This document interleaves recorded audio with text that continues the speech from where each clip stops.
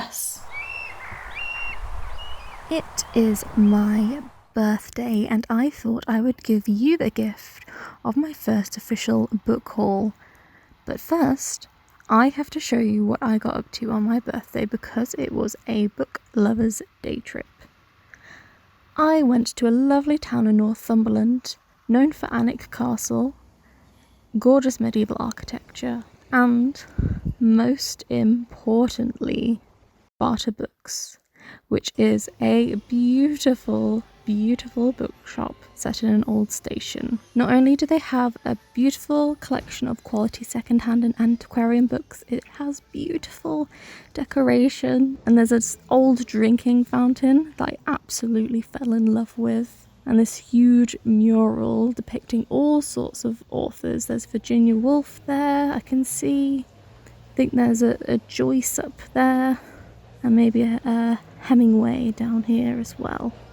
And because it's an old station, of course, it has to have a model train set.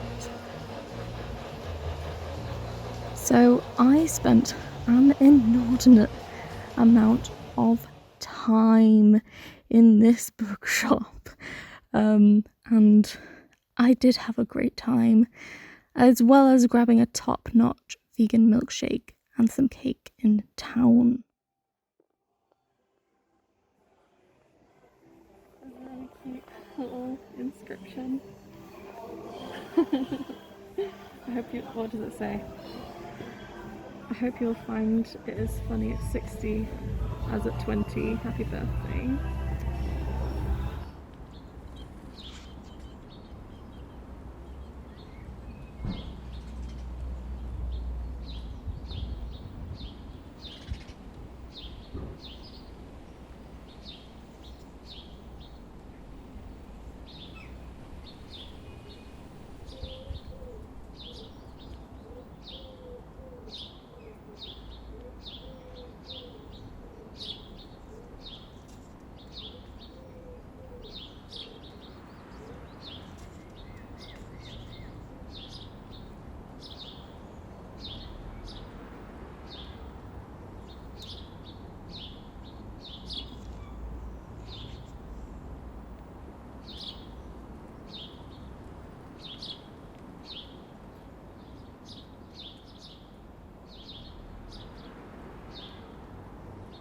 Hello everyone, it's not my birthday anymore. I thought I will show you the books that I got from Barter Books, and just a couple of others that I've also got recently, so I guess I'm doing my first actual haul that isn't rocks from the beach. So yes, I'm gonna grab the books off this shelf, which is like gonna be my new things to be read, also my partner's to be read. Yes, it's a lot of books. Oof, just to show you the stack. Yes, I will go through in order of appearance. So, bought Yes, More when I went into town. So this is a debut, I believe. Has a very nice quote from Caroline Duffy on the front. It's like a series of stories, short stories, but from one woman's life. And it just seems very interesting. I've mentioned it on my anticipated reads videos. It's like just meant to be this like non-linear exploration of this modern woman's life.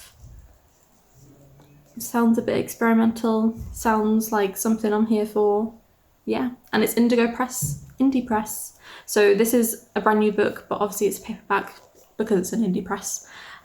So yeah, glad to have found it and picked it up, and yes. Also, I'm gonna drink some beer. I'm terrible at opening cans. Some IPA, because I'm basic. The performance, I don't know which order this would have come in. Would it come first? Anyway, I pre-ordered this. It officially came out on the 15th of April or something like that. The 10th of April.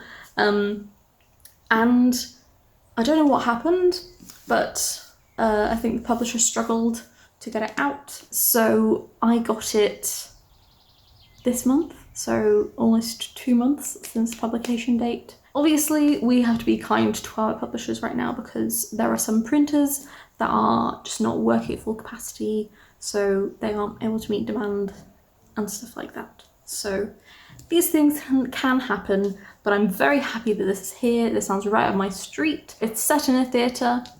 There are forest fires. I think it's set in Australia. Australian writer. And there's 3 women that interact with each other, all from kind of different backgrounds. I think it's a Beckett play that they're at. And they all have their own worries and their own lives outside of this theatre. And I'm seeing it as a kind of 1 act, 1 scene kind of drama going on here. So I'm very excited to read this. So I'm gonna go through now I was bought just 2 books for my birthday. Not enough, frankly. Understandable, people want to buy me other things, I have other interests. So first of all, Fat and Queer, an anthology. It's brand new. Ooh, it's Jessica Kingsley publishers as well, who do some really awesome, like, inclusive stuff. They're one of the publishers that I would say most like regularly publish things like these anthologies on queerness, on disability and autism and all of the things like that. They are on the curve, I would say, with that sort of thing. So yeah, I think they're an exciting publisher. They're an imprint of who are they an imprint of? Hachette, of course. Hachette has all of the imprints. Yes, excited to read that, obviously. My partner might have laughed at me when I picked it up because he was like, Fat and Queer? Yes, I am thick and queer. I don't know what this book's about. I've seen it in multiple people's videos. This is a gift again, compared to Daphne du Maurier. I'm sure I've heard reviews, great reviews, and I don't know what it's about. So I'm gonna have a little look at this. All right. Twins. I think I have come across this before. So at 51 years old, these 2 twins still live with their mother in isolation and poverty. So they're in a cottage. It says they grow and sometimes kill everything they need for sustenance. I presume animals, not people. Maybe they are just a bunch of camels that live in the countryside. Anyway, and it sounds like the mother dies and they discover things. Yeah, cool. Yeah, that sounds good. I don't really know why I haven't picked it up before, to be honest. Good choice. I'm gonna go through the ones that I got from Barter Books now. These 3. So let's see. Okay, this one picked up my eye first. This is Oryx and Crake by Margaret Atwood. Confession time. I haven't read Margaret Atwood. I think I might have read like short stories or something like that in school, but I never read The Handmaid's Tale in school. It was like another class in school, and they got Handmaid's Tale and we got something else. So I don't read it, but it was still in the curriculum somewhere. But yeah, I looked at this, thought interesting, okay. Sort of went away. I'll be truthful here. I walked around Barter Books for ages and I just didn't pick anything up properly. Like I would look through something, go, maybe, but honestly, being in there was just so overwhelming. I don't know what to pick up or what to choose. I'd like forgotten every author that I'd known. So we went and sat in the cafe and had a drink and I looked up the kind of authors that I like and know and all of this stuff. And this book actually came up a few times on the internet when I was searching up like writers of the 21st century, and stuff like that. So yeah, I've never actually heard of Oryx and Crake before for some reason. Though I weirdly I feel like I have a small memory of this face in shops. Like seeing it in Waterstones and thinking it was creepy when I was younger, which totally could have happened as well. But that's a very strange little deja vu-ish thing. Ooh, there's another face on the back. Ooh, okay. Also the inside, I'm getting distracted by the cover. Okay, I'm committing to this now. Look at that. Look, that's gorgeous. Oh, it's rabbits. It's little rabbits with little red eye. Oh my gosh. Yes, I appreciate this book. I don't think this is first edition, but obviously it's a hardback. So yeah, I will read a little bit of this. Right. The narrator of Atwood's riveting novel calls himself Snowman. When the story opens, he's sleeping in a tree, wearing an old bedsheet, mourning the loss of his beloved Oryx and his best friend Crake, and slowly starving to death. That's pretty much all I needed to read in bar books to be like, I'm in. So that's as much as I will give you as well. There will be plenty of stuff out there. And speaking of first editions, this one is a confirmed first edition. There's lots of hardbacks, like all of the fiction ones that they have in there, in their main fiction section, in that beautiful middle bit with the lights on the wall and everything.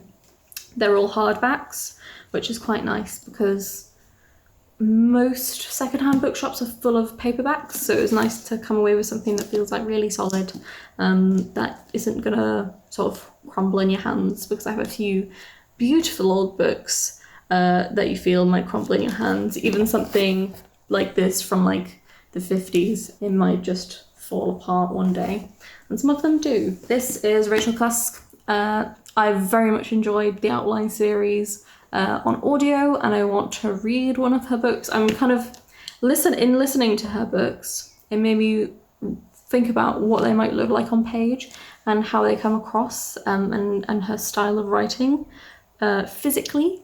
So I'm really interested to read a book of hers, and this is also from the early 2000s or 1990 something, 1997. So yeah, this is from 1997, so quite an early-ish, I'm gonna guess, book of Rachel Cusk's, and it's about I believe an English au pair going to the countryside from London to the countryside on the sort of south coast of Britain, and yeah, kind of being a bit lost in this quite posh country life.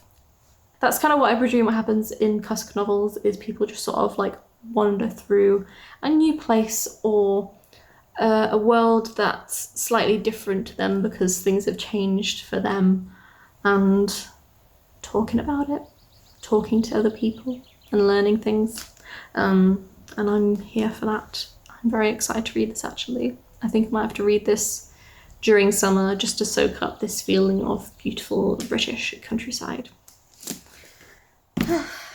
And the last one, I really wanted to pick up some short stories because I'm currently doing a short story challenge, which is writing a short story every single day for 30 days. It's like the prose challenge, which is part of the literal challenge online. You can find them. They do various poems, including 28 Plays Later, which is their February challenge. It's their first ever challenge that they did 6 years ago or something.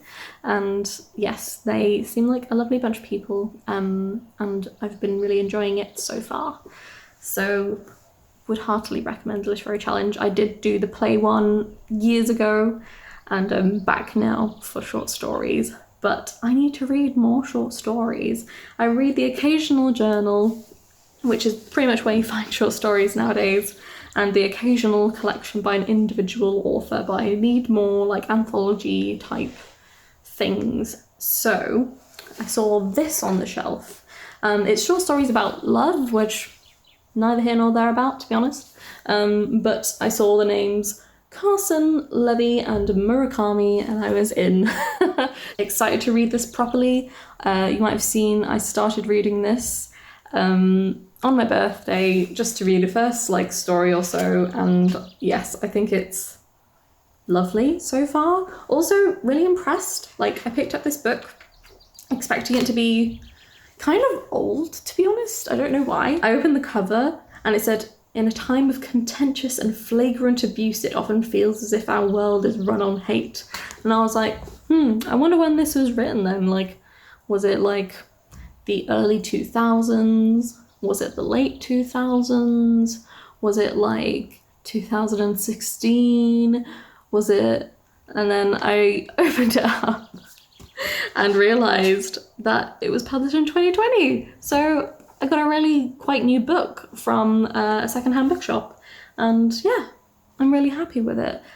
Freeman seems to, I don't know about Freeman's, but it's probably a big deal somewhere. It's a New York run thing, and yeah, I've been enjoying it, and there are a bunch of other Freeman's issues. So there's Arrival, Family, Home, The Future of New Writing, Power, and California. That's what they have so far in their previous issues. So I guess this is almost magazine-ish, anthology series type things. But yeah, enjoying it. Looking forward to reading the writers I know and the writers I don't know, and getting some more inspiration for my short story writing. So, oh my gosh. Well, see you later, guys. I was actually about to say, see you later, guys. So,